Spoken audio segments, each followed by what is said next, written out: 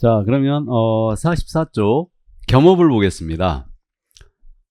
이 겸업에 대한 부분은 중기업 외에 또 다른 업무를 할 수 있겠는가 이 문제예요.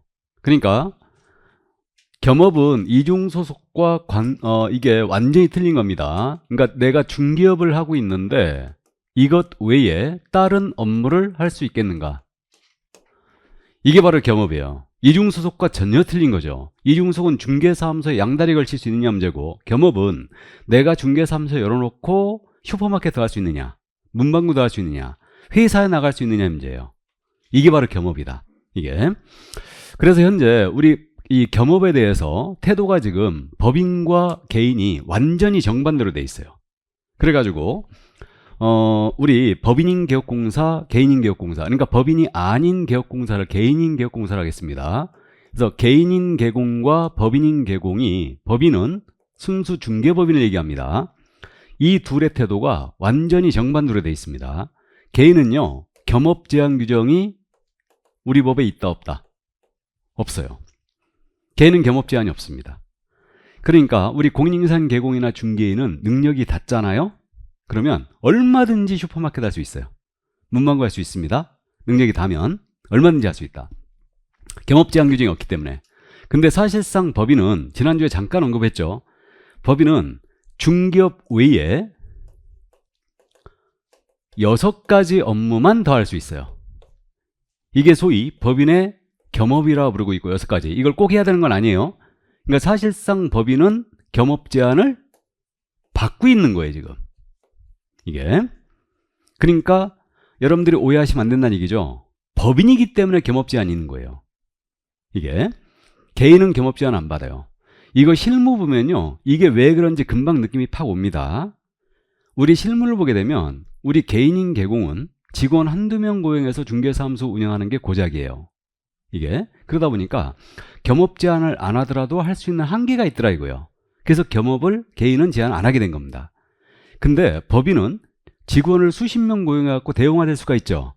근데 업무의 제한을 안 해버리면은 이게 중개업은 부수요라고 아주 요상한 업무만 하더라 이거예요. 그러니까 전문 직업인으로서 품위를 유지할 이게 손상할 우려가 있었던 거예요. 그래갖고 법인을 겸업 제한하게 된 겁니다. 이게. 그래서 결국은 겸업을 할 수 있는 범위가 이론적으로 보면 누가 훨씬 더 넓다? 개인이 훨씬 넓어요. 개인이. 이게. 다만 우리 개인인 개공 중에 중개인, 제가 지난주에 잠깐 언급했는데 우리 중개인은 겸업 제한이 원칙적으로 없지만 중개인한테는 경매 업무, 공매 업무라는 게 허용이 됐다 안 됐다? 안 돼 있어요. 자격증이 없기 때문에. 이건 우리 법이 명문으로 금지시켰어요.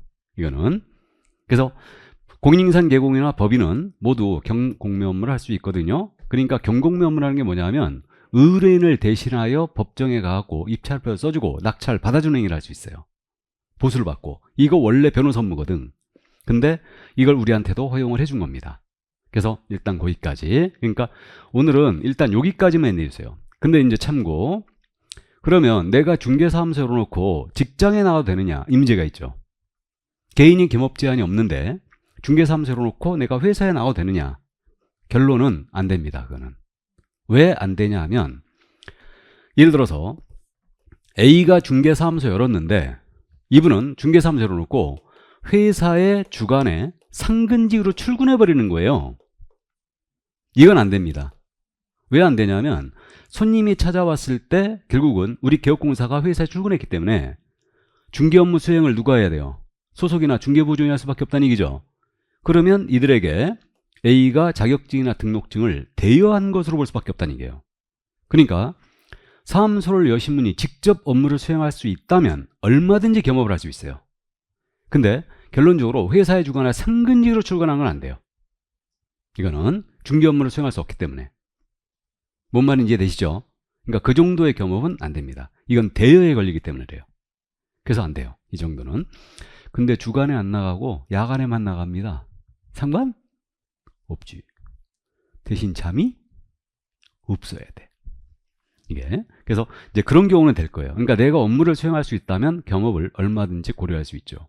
근데 저는 실무를 해본 선생으로서 겸업을 권장하지는 않습니다. 어떻게 하면 중개업을 잘할까 하고 특화시켜야 되지, 어떻게 하면 겸업을 할 수 있을까 고민하는 것은 주객이 전도된 거예요. 이게. 그래갖고 대부분 겸업을 하신 분들은 중개업 거의 다 실패합니다. 거의 실패해요. 이도 아니고 저도 아닌 게 됩니다. 이게. 자, 그럼 이제 그 정도 이해만 해 놓으시고요. 자, 그 다음에 이제 경공매 알선대리업이란 말이 45쪽 맨 밑에 나와 있습니다. 그래서 우리가 경공매 업무를 이제 법인의 겸업이 있는데 요건 이제 나중에 우리가 암기 들어갈 거예요. 그러니까 법인만 현재 겸업 제한을 받고 있다. 그 정도만 이해하시고, 그래서 전국적으로 법인의 수가 왜 적냐면요, 겸업 제한을 받거든. 법인으로 가면 오히려 제한을 받아요. 그러니까 우리는 중개법인이 대형화 될 수가 없어요. 그래갖고 사실은 이제 법인의 겸업을 푸는 거에 대해서 논의가 있었거든요. 겸업을 풀자. 근데 우리 공인중개사협회에서 더 반대했어요. 법인 겸업 푸는 걸. 왜 그러냐면 법인의 겸업을 풀어버리면요, 이게 돈 된다고 해갖고 우리 자본금이 좋은 골목 상권을 침해할 수가 있다 이거예요. 우리 골목 그 슈퍼마켓 나오듯이. 그래가지고 제한을 해버린 거예요. 그다음에 외국 자본들이 막 들어올까봐 그래가지고 법인의 겸업을 안 풀고 있는 겁니다. 우리 협회에서 오히려 더 반대하고 있어요. 그래서 법인 수가 1600개? 그 정도밖에 안 되는 이유가 그래서 그런 거예요. 겸업 제한을 받기 때문에. 2000개가 참 못 넘기는 겁니다. 이게. 자, 그럼 그 정도 이해하시고, 이 경공매 알선대리업, 나중에 이제 시간이 있으면 이 경공매가 들어온 이제 그 배경에 대해서 말씀드릴 기회가 있을지 모르겠는데, 어쨌든 우리가 경매 업무 이제 다 할 수 있거든요. 할 수 있는데 중기는 당연히 이거 안 됩니다. 그래갖고 이 경공매 업무는 원래 변호사 업무예요. 그러면 경공매 업무, 변호사는요 모든 법률적인 서비스를 대행할 수 있거든. 보수를 받고 할 수 있는데, 원래 변호사의 업무인데 이것을 합법적으로 지금 현재 할 수 있는 자가, 전문 자격증이 우리 개업공사가 할 수 있고요. 그 다음에 누가 또 할 수 있다? 법무사. 이 세 사람이 바로 이제 경공매 업무를 모두 보수를 받고 할 수 있어요. 할 수가 있는데, 여기서 원래 변호사의 업무였어요. 이게 원래 변호사의 업무였는데 변호사들이 팽개쳤죠. 먹고 사는데 지장이 없었으니까, 변호사 수가 별로 없을 때는. 그래가지고 이걸 팽개치니까 결국은 이제 다른 자격증한테 허용을 하게 되는데, 법무사한테 먼저 허용할게요, 우리한테 먼저 허용할게요? 경공매 업무를? 법무사로 오해하실 것 같아서 물어봤어요, 제가. 법무사에게 허용된 것은 2003년이었어요. 2003년이었고, 우리한테 허용된 거는요, 훨씬 그 전이었습니다. 1994년도인가? 그때 허용됐어요. 우리한테. 그래갖고 그때 중개법인한테 허용했던 겁니다. 그래갖고 법인으로 가는 주된 이유가 그거였어요, 바로. 중개법인으로 가는 이유가 경공매 업무 때문에. 개인한테는 허용 안 했거든요. 그랬다가 이제 2003년도에 법무사한테 풀어주고 우리한테 이제 풀어주게 되는데, 우리한테 풀 때요 변호사협회에서 엄청 반대했어요. 이거 우리한테 푸는 거에 대해서. 우리는 지금 10만 명이나 회원이 되거든. 그러니까 어쨌든 푸는 거 엄청 반대했는데, 그래갖고 반대하면서 결국은 타협점을 찾은 게 뭐였냐면, 좋다 그럼 너희한테 허용하는데 대신 법원에 등록을 해라. 그렇게 조건을 한 거예요. 그래가지고 이번 시험에 이걸 물어봤는데, 경매 부동산에 대하여, 공매 부동산에 대하여 권리 분석을 해주는 업무, 취득의 알선을 해주는 업무, 입찰 신청, 매수 신청, 대리를 해주는 업무가 있어요. 그럼 경매는 법정에서 한다는 거 알고 있고요. 공매는 뭐냐? 공개 매각의 준말이에요. 공개 매각. 그래갖고 공매는 여러 기관에서 합니다. 세관공매가 대표적으로 얘가 있고, 그 다음에 이제 한국자산관리공사 있죠. 여기서도 대표적으로 공매를 하고 있는데, 우리가 공부하는 것은 한국자산관리공사에서 온비드라는 게 있어요. 전자입찰만 하는데 온비드로다가 하는 그 공개 매각. 그러니까 법인이 갖고 있는 비업무용 부동산이라든가 이제 세금 체납했을 때 체납자 재산 압류해놓고 공매를 하는데, 그럼 압류 부동산 공매라든가 이런 부분을 한국자산관리공사가 대행을 하고 있습니다. 지금 그게 바로 공매예요. 그러니까 우리가 공매하는 것은 한국자산관리공사가 하는 공매를 얘기하는데, 그러면 경매 공매 부동산에 대한 권리 분석을 해준다. 그럼 이 부동산 내가 낙찰을 받았을 때 내가 임차인의 보증금을 떠안아야 되는가, 어떤 권리를 떠안아야 되는가, 이런 걸 분석해 주는 거죠. 취득의 알선은 경제적 가치 등을 분석해 주는 거예요. 그러니까 현재 이 물건 시세 얼마, 최저 매각가 얼마, 그다음에 이렇게 통상 낙찰가가 얼마, 그리고 수익이 이 정도 예상다. 이거 분석해 주는 게 취득의 알선이에요. 그다음에 대리는 그거죠. 그러면 입찰표를 써주고 낙찰 받아주는 행위예요. 이게 대리다. 그러니까 명실공히 이 업무를 중개인을 지휘하고 우리 개공이 수행할 수가 있는데, 이때 이제 우리한테 풀면서 조건을 단 게 그거였어요. 경매 부동산 대리 있죠. 경매 대상 부동산에 대한 대리할 때는 그러면 법원에 먼저 등록을 해라, 너네가. 법원에 등록을 하고 그 감독을 받아라. 이렇게 된 거예요. 그래가지고 공인중개사에 매수신청 대리인 등록시, 그래서 나온 거예요. 그래갖고 이번 시험에 이걸 물어봤던 겁니다. 35회 때. 법원에 등록해야 되는 게 뭐냐. 회피했죠, 그냥.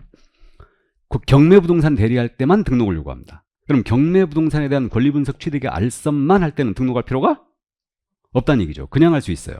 그 다음에 공매부동산 권리분석 취득의 알선 대리. 공매는 한국자산관리공사가 하기 때문에 법원에 등록할 일이 없죠. 그러니까 공매부동산 권리분석 취득의 알선 대리는 그냥 할 수 있습니다. 이게. 그래서 여기까지 이만 일단 해두시기 바랍니다. 그러니까 변호사들이 이걸 우리한테 이제 풀어주면서 결국은 법원에 등록하라. 대리할 때만. 그때만 이제 조건을 단 거예요. 이게. 그래갖고 여기까지. 자, 그럼 이제 그 정도만 이해를 해두시고 넘어갑니다. 다음 페이지로. 그럼 이제 고용인이에요. 그럼 이제 중개사무소 운영을 하면서 고용인을 고용해야 되겠죠. 그럼 이제 고용인이라고 지금 표현이 되어 있는데, 이 고용인은 개업공사에 고용된 자로서 소공사와 중개보존을 얘기합니다. 그럼 우리 용어의 정의를 잠깐만 떠올려볼까요? 우리 소속 공인중개사라 함은 어떻게 기억하냐면요, 말 그대로 가자고 그랬어요. 소속 공인중개사라 함은 말 그대로 개업공사에게 소속된 공인중개사로서 중개 업무를 수행하거나 개업공사의 중개 업무를 보조하는 자를 말한다. 이렇게 이제 기억하자고 그랬고, 이때 이 공인중개사란 말 다음에 법인의 임원 또는 사원으로서 공인중개사인 자를 포함한다. 그래갖고 우리 임원 사원 중에는 3명 중에 1명은 공인중개사야 된다고 그랬어요. 그러면 임원 또는 사원 중에 자격증 있는 자는 소공으로 분류된다는 얘기죠. 다음에 이제 중개보조원은요, 꼭 명심합니다. 중개보조원은 용어의 정의가 공인중개사가 아닌 자로서, 이렇게 출발하는 걸 꼭 명심해야 돼요. 공인사가 아닌 자로서, 그러나 개업공사에 소속되어 단순 업무 보조가 꼭 나와야 된다고 그랬죠. 중개대상물에 대한 현장 안내 및 일반 사무 등 개업공사의 중개 업무와 관련된 단순 업무를 보조하는 자를 말한다. 기억나세요? 그래서 계속 주입을 할 거니까 받아들이기만 하시기 바랍니다. 이게 한쪽 귀로 흘려버리셔도 돼요. 그러니까 계속 반복할 거니까. 그럼 이들을 우리는 뭐라 부른다? 고용이라 부른다. 이들을. 그러면 이들을 고용을 했지 않습니까? 그럼 고용신고 들어가야 돼요. 이게. 그래서 내가 소공을 고용했다 하고 고용신고 들어갑니다. 종료되면 종료신고 들어가야 돼요. 그럼 고용신고는 언제까지 해야 되냐면 업무를 개시하기 전까지. 업무를 개시하기 전까지 고용신고 들어갑니다. 그럼 소공사를 고용했다. 그들이 교육을 받도록 해야 돼요. 소공은 무슨 교육이냐면 실무교육이에요. 중개보조는 직무교육이라는 게 있어요. 그래갖고 이걸 받도록 한 후에 업무를 시작하기 전까지, 그들이 업무를 시작하기 전까지 신고 들어가야 된다. 그 다음에 종료신고. 그들과의 고용관계가 끝났잖아요. 그들이 그만뒀거나 해고를 했다. 그러면 종료일로부터 며칠? 10일. 10일 내 등록관청에 신고하셔야 됩니다. 이렇게. 그럼 문제될 수 있죠. 고용신고는 언제까지다? 업무 개시 전. 종료신고는 10일. 지금 10일이 지금 간간히 나오고 있죠. 그러니까 7일, 10일은 통째로 암기 들어갑니다. 다. 7일을 10일로, 10일을 7일로 바꾸는 건 아주 비일비재예요. 그러니까 우리가 그건 통째로 암기 들어갈 거예요. 다. 그래서 어쨌든 일단 들어만 두시고, 그래서 이제 등록관청에다가 고용신고, 종료신고를 해야 되더라. 여기까지 기억하고, 종료신고는 10일이에요. 고용신고는 업무 개시입니다. 원래 똑같이 10일이었거든요. 똑같이 10일이었는데 고용신고만 업무 개시로 바꿔버렸어요. 왜 그랬냐면, 보세요. 우리 중개보조원을 고용했거든. 개공 A가. 우리 등록관청에 감독을 나간 거예요. 중개사무소 딱 가서 봤더니 실장님이 앉아 계시는 거야. 근데 명단을 딱 봤더니 고용신고 들어온 게 없어. 그럼 10일로 운영할 때 명단을 봤더니 고용신고 들어온 게 없는 거예요. 물어보겠죠. 왜 고용신고 안 했느냐? 뭐라 답할 것 같아요? 그렇지. 어제 출근했다. 출근한 지 1년 넘었는데 지금. 그렇게 거짓말 하니까 보조원 고용신고, 소공사 고용신고, 업무 개시전으로 바꿔버린 거예요. 대신 종료신고는 10일로 그대로 유지한 거는 겁니다. 이게. 그래서 이거 안 하면 업무정지 먹습니다. 물론 등록관청이 감독 나올 때는 다 도망갑니다. 문장 올 거 다 도망가 버려요. 이게 물론 이제 우리 개공들끼리는 서로 통하지. 공동마을로 쪽지 날립니다. 여기 단속 떴어요. 쪽지 딱 날리면 문 닫고 다 도망가는 거야.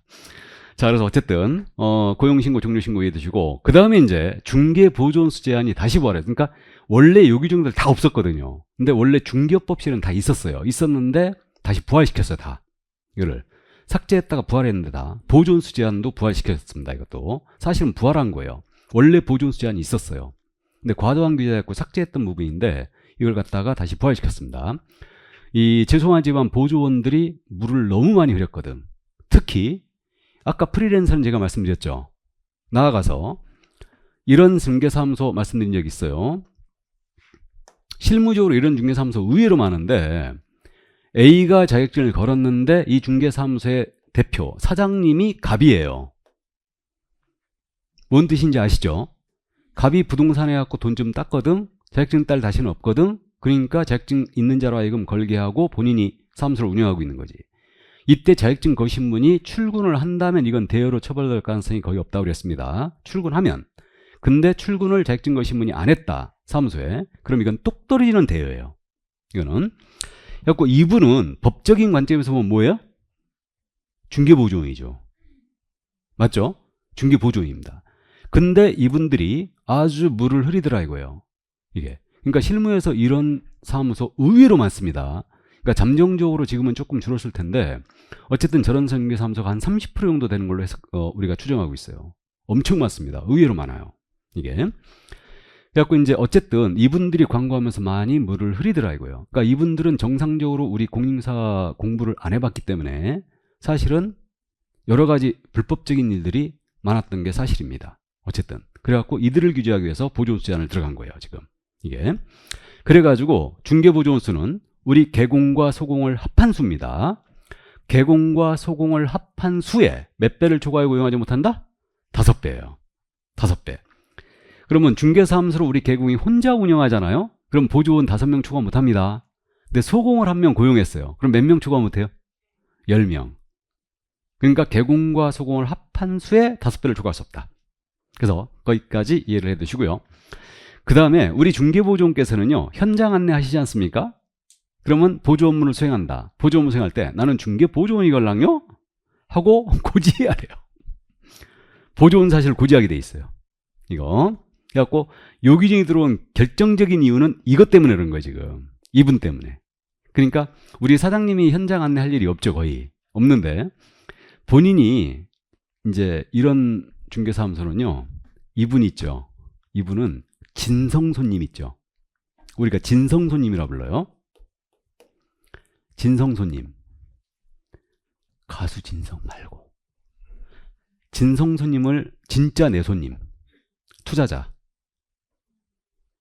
이 투자자들 진짜 손님들은요, 중개사무소에 상담도 안 해. 카페 가서 해요. 왜? A가 분명히 나중에 독립할 수 있거든. 그럼 이분들 다 끌고 가버려요. 그러니까 진성손님들은 중개사무소 못 오게 만나더라도 바꿔서 만납니다. 그냥 이분들은. 그래갖고 끌고 다니지, 투자자들을. 그래갖고 어쨌든 이분은 현장 안내를 하시잖아요. 그럼 나는 보조원입니다 얘기해야 돼요. 사장입니다 얘기 안 하면 안 돼요. 얘기하려면 중개보조원인 사장입니다 그렇게 얘기해야 돼. 이거 고지 안 하면 500만 원 이하가 들어옵니다. 그래서 보조원 사실을 고지하게 돼 있죠. 이게. 그래갖고 논란이 많았어요. 하도 저런 중개사무소가 많으니까 우리 목걸이 걸고 하자. 목걸이. 그러니까 그 지역별로 목걸이 걸고 하는 데도 있어요. 그 송도 같은 경우도, 인천 송도 같은 경우에도요, 연수구청에서 목걸이 걸어라 다 배포했어요. 절대 안 걸어. 왜 안 거느냐? 이분들이 안 걸지.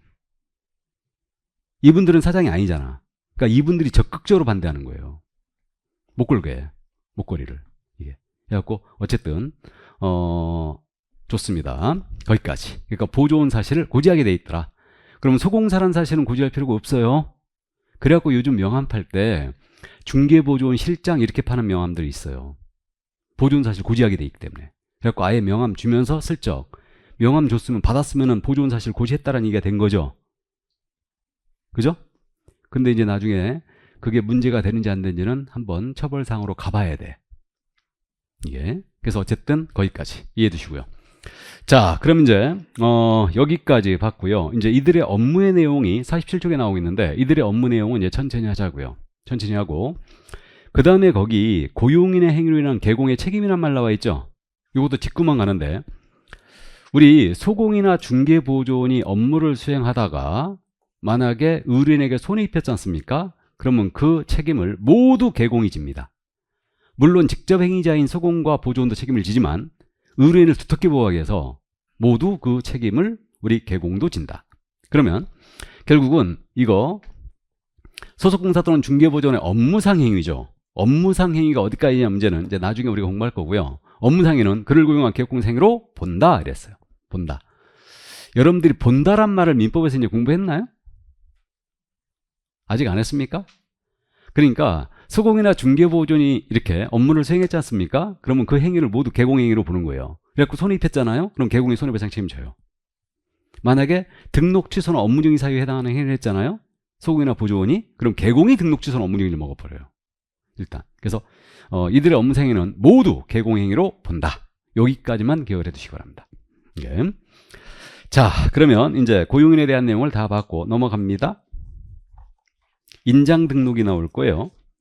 48조. 자, 우리 도장을 뭐라 부른다고요?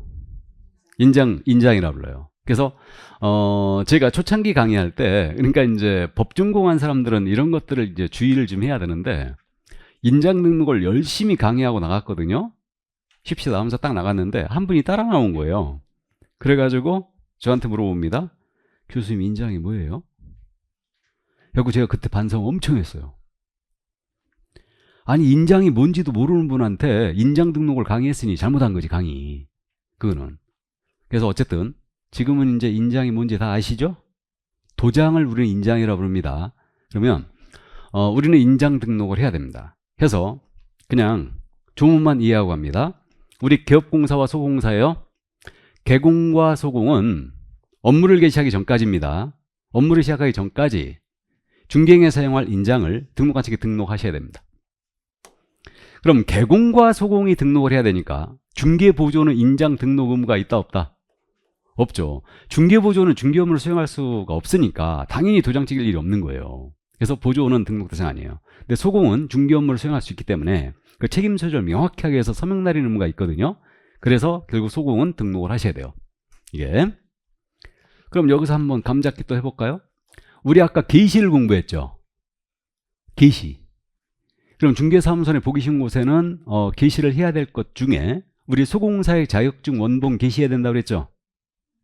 그럼 소공사의 자격증 원본 누가 계시해야 돼요? 개공이. 근데 소공도 인장 등록해야 되죠? 소공의 인장 등록은 그를 고용한 개공이 해야 될까요? 소공 본인이 해야 될까요? 자, 주어와 수어를 잠깐 보시죠. 기업공사 및 소속공사는 업무를 개시하기 전에 중개행에 사용할 인장을 등록관청에 등록하여야 한다. 그럼 소공의 인장 등록 누가 부담한다는 얘기예요? 소공? 본인이. 그런 게 차이가 있는 거예요. 그러니까 명확하게 해야 돼요. 어설프게 알면 안 됩니다. 그러니까 이 부분, 오늘 하는 부분은 어렵지 않아요. 어렵지 않은데 명확하게 기억하고 있어야 돼요. 소공이 사용하는 인장 누가 등록할 의무를 부담한다? 소공 본인이. 근데 소공의 자격증 기시는 누가 해야 된다? 개공이 하는 거예요. 그런 차이가 있게 돼요. 그래서 참고하시고, 그래가지고 이제 등록할 인장이 정해져 있는데 요거는 나중에 이제 우리가 기억할 건데 그냥 벼락 맞은 대추나무로 이쁜 도장 받고 등록하시면 돼요. 이게 그래갖고 지인분한테 개업했을 때 뭐 선물할까 하면 도장 받으세요. 그렇다고 이제 도장 뭐 한 300만 원씩 하는 거 받으면은 좀 부담되니까 보통 한 80만 원 정도 되는 걸로 받으시면 돼. 농담입니다. 그래서 10만 원에서 20만 원 사이 이 정도 도장을 이제 많이 이제 팝니다. 중개사무소에 앉아 계시면요 도장 파는 사람들 돌아다녀요. 그래갖고 문 열고 쑥 들어오지. 들어와갖고 100이면 100 다 그러더라고. 도장 파시는 분들은요 이거 봐준다고 그래. 손금 봐주거나 사주 봐준다고 그래.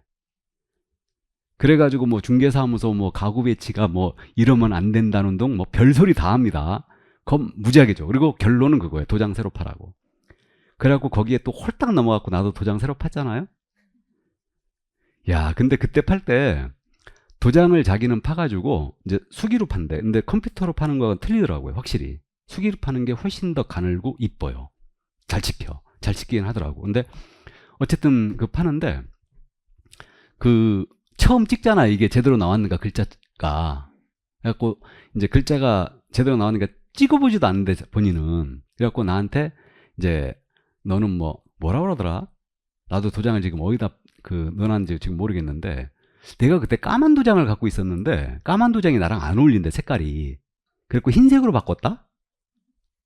물론 이제 옥도장이었죠. 옥도장이었는데 그래갖고 흰색으로 이제 바꿨는데 그러면서 글자체도 이렇게 써야지만 돈이 무지하게 들어온대. 그래갖고 찍어보지도 않는데 나한테 처음으로 찍어야 된대. 내가 처음으로. 그것도 돈 들어오는 곳에. 그래갖고 통장 새로 만들었잖아요. 통장 새로 말고 거기다 돈 찍었어. 거기다가 처음 찍었는데 들어오긴 뭐 개불 들어와. 그 통장 지금 빵원인데.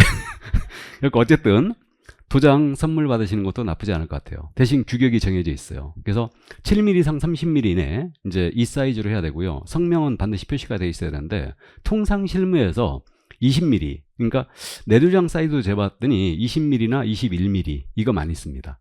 너무 커도 안 되고 적어도 안 돼요. 그러니까 너무 크면은 좀 그렇고 이제 사각으로 파는 경우도 있는데 사각은 안 이쁘더라고요. 통상 동그란 거로 다 파요.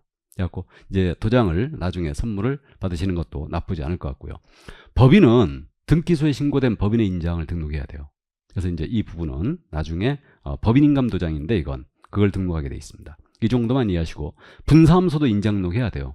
다음에 등록 인장을 분실했잖아요. 그럼 변경 등록 들어가야 됩니다. 7일 내에 들어가야 돼요. 우리 과목의 가장 중요한 숫자가 몇이라고 그랬어요? 7일. 나중에 그러니까 통째로도 암기한다 그러니까 7일 내에 변경 등록을 들어가게 됩니다. 자, 그럼 그 정도만 인장 등록해야 되는데 이 정도만 이해하시면 돼요. 자, 그 다음 이제 휴폐업으로 넘어갑니다. 49쪽에. 그러면 자연적인 의미에서 휴업은 중개사무소를 쉬는 거고 폐업은 문을 닫아버리는 거죠. 그럼 이제 우리는 언제나 휴업 신고할 의무가 있는 게 아니에요. 3개월을 연속하게 쉬잖아요. 그럼 3개월을 초과입니다. 우리가 이상이냐 이하냐 초과냐 미만이냐를 이제 구분해야 될 때가 몇 군데가 있는데 여기도 이제 구분해야 됩니다. 그러니까 3개월을 초과하는 휴업을 한다. 그럼 이때는 미리 등록가청에 신고해야 돼요. 등록주 물론 반납입니다. 그러면요 딱 3개월 쉬는 거예요. 신고할 의무가 있다 없다? 없어요. 초과니까. 그러니까 초과는 딱 3개월 초과 그러면 딱 3개월 아니란 얘기죠. 그러니까 딱 3개월 쉰다? 신고할 의무 없어요. 초과입니다.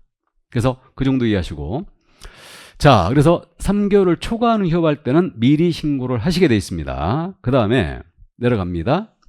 휴업기간. 휴업은 6개월을 초과할 수 없음이 원칙이에요.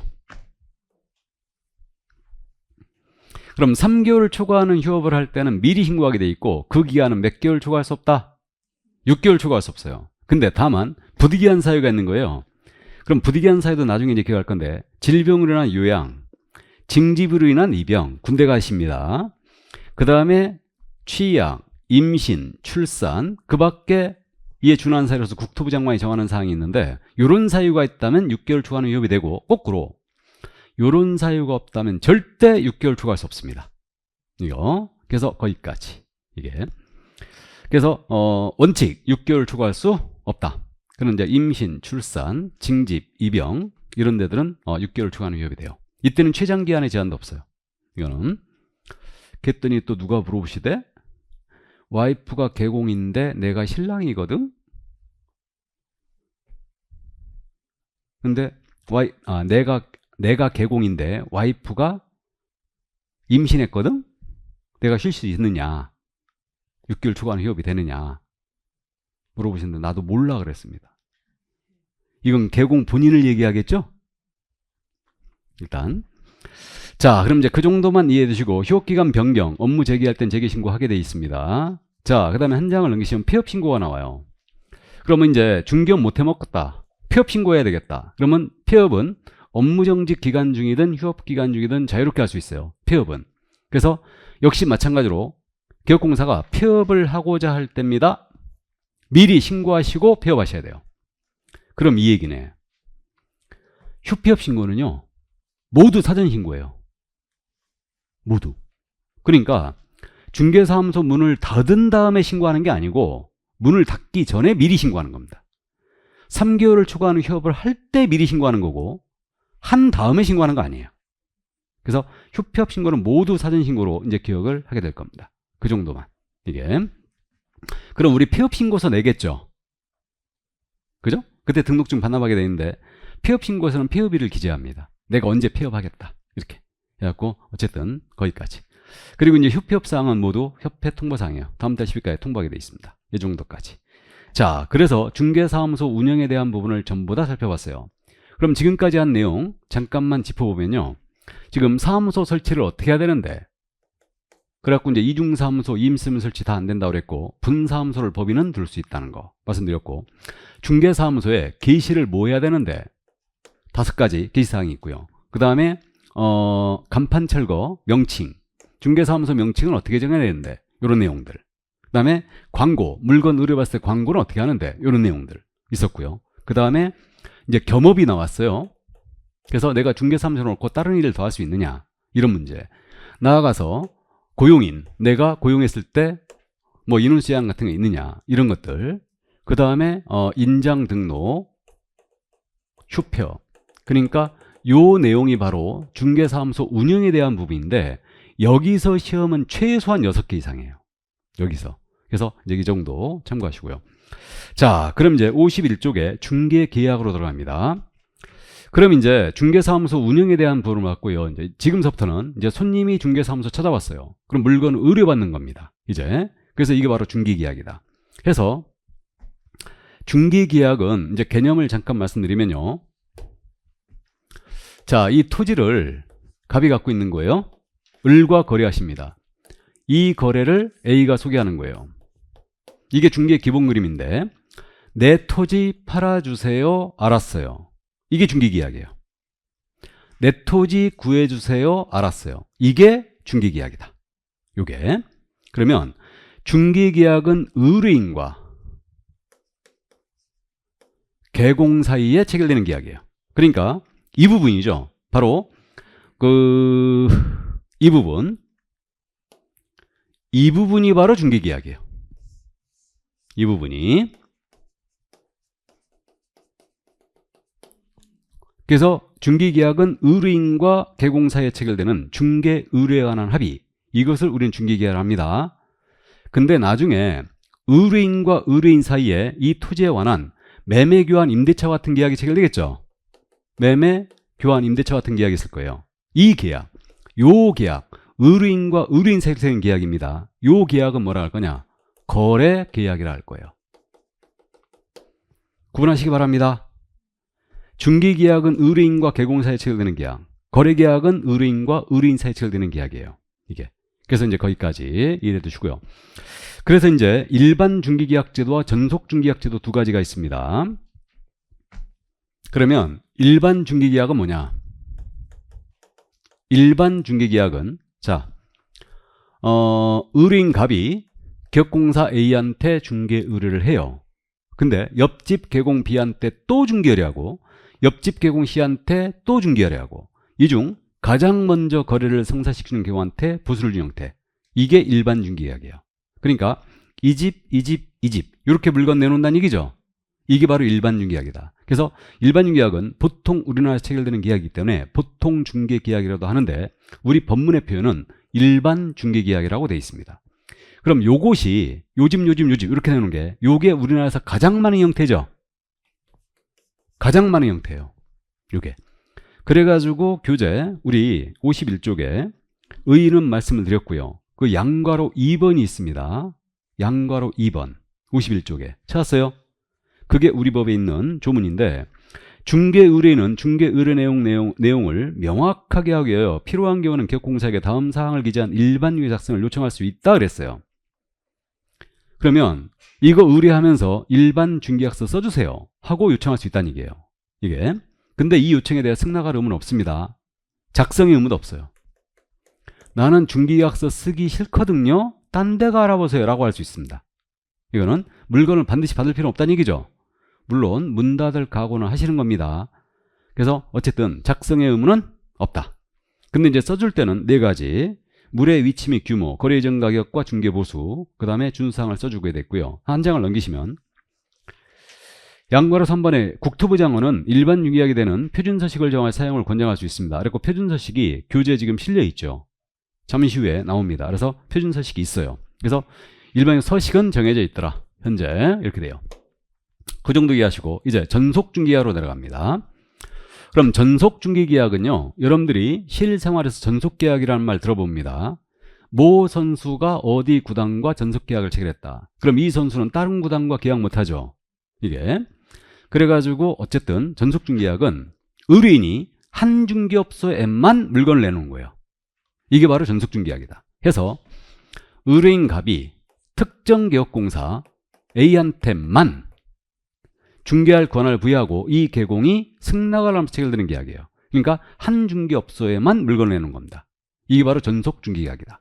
이게 그러면요, 의뢰인이 나는 다른 데 안 갑니다. 여기만 물건을 내놓습니다. 중개 잘 해주십시오. 오케이 하면 전속계약이 체결된 거예요. 맞죠? 이렇게 된 겁니다. 그래서 이 정도고. 근데요, 의뢰인이 그랬습니다. 나는 여기만 내놓겠다. 딴 데 안 가겠다. 그럼 개공이 이걸 반드시 체결해야 되느냐? 그럴 필요는 없어요. 나는 해외여행 가야 되거든요. 딴 데 가라보세요. 라고 할 수 있겠죠. 물론 문 닫을 각오는 하셔야 됩니다. 그래서 어쨌든 전속계약을 체결할 의무는 없다. 근데 이제 오케이를 했어요. 그럼 체결이 됐잖아요. 그러면 우리 법은 개공을 믿는 것 같아요? 안 믿는 것 같아요? 안 믿는 것 같죠? 느낌이? 그렇기 때문에 의뢰인 피해 방지를 위해서 우리 전속을 체결한 개공께서는 특별한 의무를 부담합니다. 이게. 그래서 이제 거기 52쪽에 전속계약의 개념을 말씀드렸고요. 그 다음에 이제 개공의 의무 해갖고 이제 개공은 전속중개서를 사용해야 되고요. 그 다음에 전속계약서 보존도 하셔야 돼요. 전속중개서 서식이 있거든요. 이걸 사용할 계약을 차리고 전속계약서 보존도 하셔야 돼요. 몇 년 하라고 돼 있어요? 3년의 동그라미. 그래서 전속계약서 3년간 보존하셔야 됩니다. 서류 보존이 첫 번째 등장했죠. 우리가 이제 세 가지 서류를 보존하는데 보존이란 말은 보관하라는 얘기예요. 그러니까 전속계약서 체결하면 작성하고 보존도 해주셔야 됩니다. 그리고 빨리 거래시키라고 중개사물에 대한 정보도 공개해야 돼요. 그래서 공개할 사항들 이제 다 정리해 놓을 건데, 다만 여기 세 번째 줄에 있는데, 다만 권리자의 주소, 성명 등 의뢰인이 비공개 청하면 공개를 금지하게 돼 있고요. 그 다음에 이제 공개할 정보를 보시면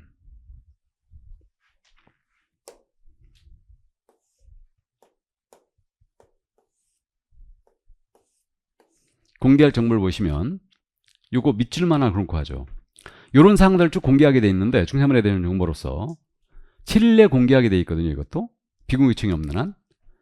그러면 공개하는데 이때 권리관계도 공개해야 돼요. 근데 권리자의 성명, 주소 등 인적사항에 대한 정보는 공개해서는 안 된다 그랬어요. 밑줄 쫙.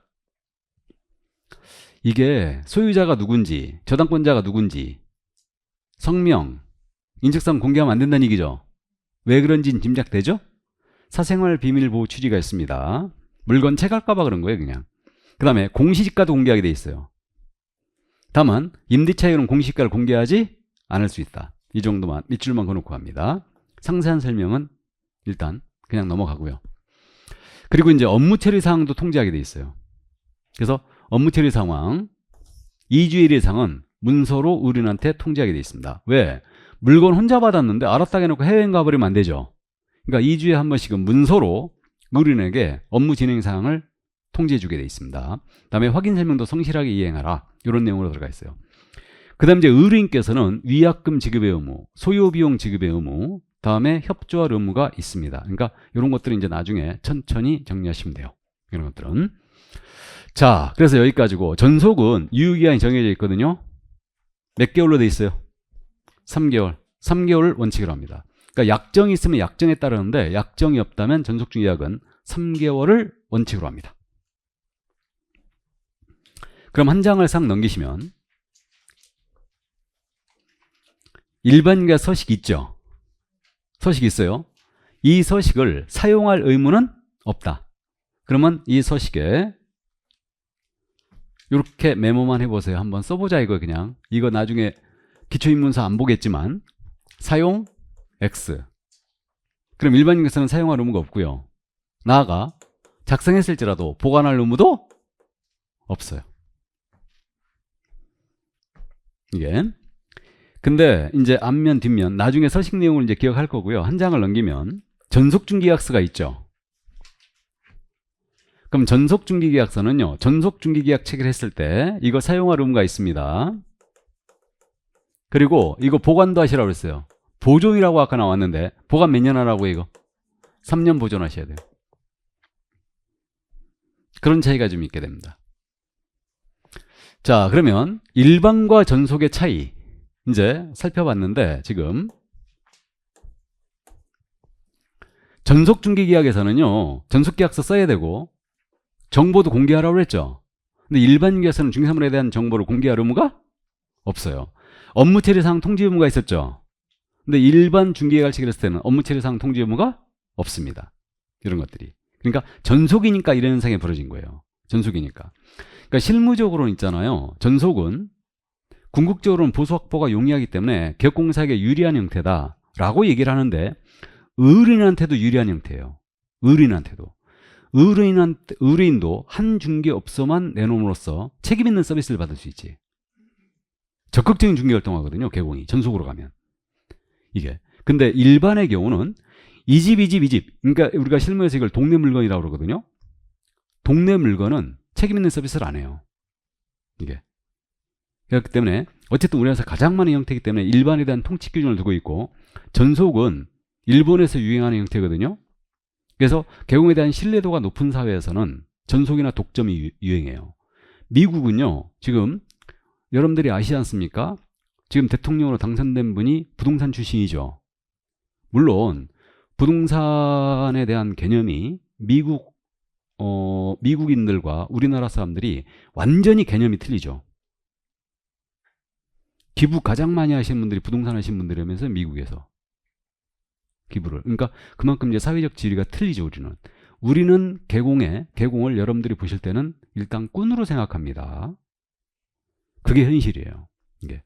그래서 어쨌든 실무적으로는 전속이 많이 늘어납니다. 미국은요, 전속보다 더 강력한 독점 중개계약이 가장 생겨납니다. 독점. 그러니까 독점과 전속의 차이를 나중에 이제 우리가 공부할 건데, 어쨌든 더 강력한 게 독점이에요. 개공한테 가장 유리한 형태지. 그러니까 미국 같은 경우는요, 1년에 중개 하나만 해도 자기 연봉 나와버리는 거야.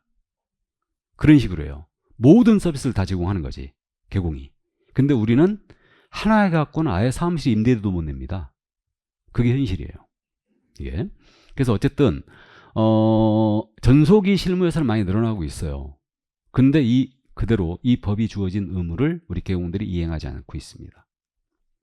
일단 가장 큰 문제점이 뭐냐면, 전속을 체결했을 땐 전속계약서 사용하라고 그랬죠. 그럼 생각을 해보세요.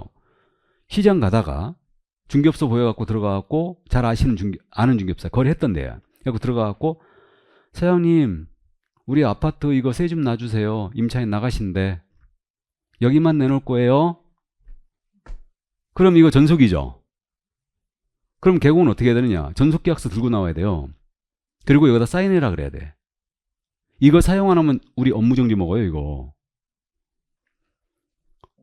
그러면 그분 듣도 보도 못한 계약서에 사인하라니까, 잠깐만요, 우리 아저씨한테 잠깐 전화 좀 해보고요. 그리고 다시 와, 안 와? 안 오지. 이게 현실이에요. 이게. 그러니까 의뢰를 할 때 중개계약서를 쓸 수가 있다면, 우리가 실무에서 아주 속상한 게 뭐냐면, 옆 중개업소에서 물건 채가는 거야. 손님 빼가는 거. 진짜 이런 거 보면 구역질 납니다. 그러니까 어쨌든 이런 일들이 비일비재해요. 그래서 제가 농담식으로 자꾸 말씀드리지만 진짜 공주 놓고 오신 분은 중개업 안 하시는 게 좋아. 공주는. 마음 상처 엄청 받을 겁니다. 실무 가면. 차라리 무수리가 잘해. 중개업은. 그래서 어쨌든 그런 것들 다 차단시킬 수 있어요. 그러니까 의뢰할 때 중개계약서 쓰게 하면 물건 채가는 거, 손님 빼가는 거, 이런 것들 다 막을 수 있습니다. 손님들이 몰래 만나서 계약해버리는 거 다 막을 수 있지, 이거. 근데 현실이 의뢰할 때 중개계약서 안 쓰는 게 우리 현실이에요. 그래서 후진적인 중개제약 제도를 면치 못하고 있는 거예요. 그러니까 아예 법에 의뢰할 땐 중개계약서 무조건 써라. 잃어버리면 훨씬 더 우리가 좋아질 겁니다. 그럼 개공이 등도 못 쳐. 왜 그러냐면 중개계약서가 있기 때문에 다 문서로 다 남는 거야, 서류가. 근데 현재 우리는 가장 사용하는 게 이거죠. 구두로 체결하는 일반 중개계약. 옆집, 이 집, 저 집. 그냥 동네 물건이야, 다. 이게. 그래서 어쨌든 현실이 그렇습니다. 그 정도. 자, 그럼 여기까지 봤고요. 그럼 또 조금 쉬었다 할까요? 예, 좀 쉬었다 하겠습니다.